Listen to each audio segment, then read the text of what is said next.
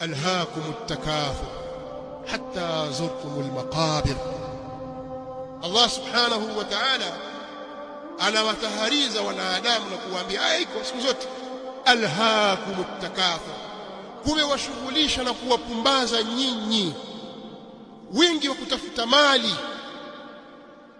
Huu wingi wa kutafuta mali huu umewapumbaza nyinyi, umewashughulisha nyinyi, hatta zurtumul maqabir, mpaka mkayaingia makaburi, mkayazuru makaburi, mkawa ni ashabi alqubur.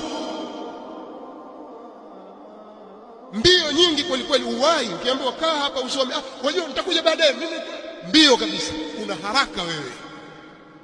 Lakini ujue mbele yangu kuna kaburi, ukijikwaa tu hapo waingia kwenye shimo hilo, na si bure. Hapo watu hawendi kupumzika tu kwamba mwache akalale salama.